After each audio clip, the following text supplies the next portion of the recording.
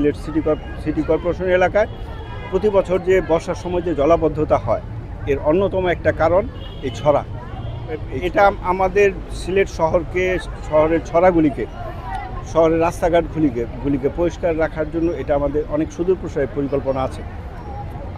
সেটা আপনি দেখবেন যে একটা ছড়া আজকে পরিষ্কার করে গেলাম, 7 দিন পরে সেদিকে ওখানে ময়লা পড়ে আছে। তো এটার জন্য আমরা চাই যে প্রত্যেকটা হাউসহোল্ডের যে ময়লাগুলি এইগুলিকে একটা নেটওয়ার্কের ভেতরে এনে যেন ভ্যানে ময়লাটা দেয়। যে ময়লাটা ছড়ায় পড়ছে অ্যাকচুয়ালি ময়লাটা ভ্যানে যাওয়ার কথা, এটা ভ্যানের ভিতর ঢুকাইতে পারলে তাহলে ছড়াতে যাবে না। এটা হচ্ছে একটা ভ্যানের কভারেজ আমরা বৃদ্ধি করব।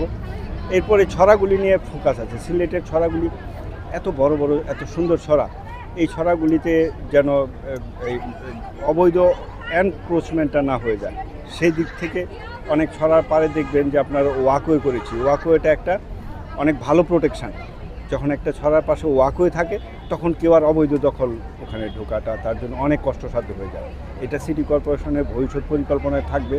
নগরের যে কোনো প্রজেক্ট নেওয়ার সময় ছড়াগুলিকে কীভাবে আরও বেশি ওয়াকওয়ে করতে পারে যেন অবৈধ দখলমুক্ত রাখা যায়।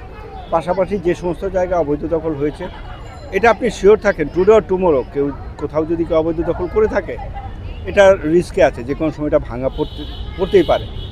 হয়তো সব কিছুর নিরিখে অনেক সময় এই মুহূর্তে দেখা হচ্ছে না, কিন্তু আপনি যদি ছড়া দখল করে কোনো ভবন করে থাকেন আপনার ওই ভবনটা কিন্তু রিস্কে আছে।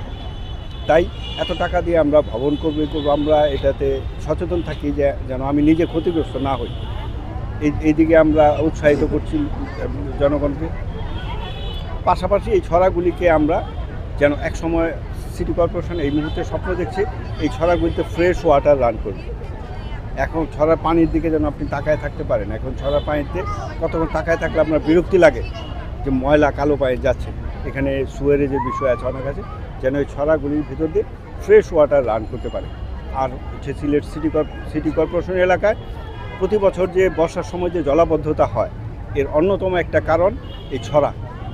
এই ছড়াগুলিতে পানি যদি দ্রুত রান করে যেতে পারে তাহলে আপনার জলাবদ্ধতা হবে না। গত বছর দেখেছেন 31শে মে সিলেট শহরে সবচেয়ে বেশি বৃষ্টিপাত হয়েছে 31 মে, এবং ওই পানিটা 30 মিনিটের ভেতর বের হয়ে গিয়েছিল।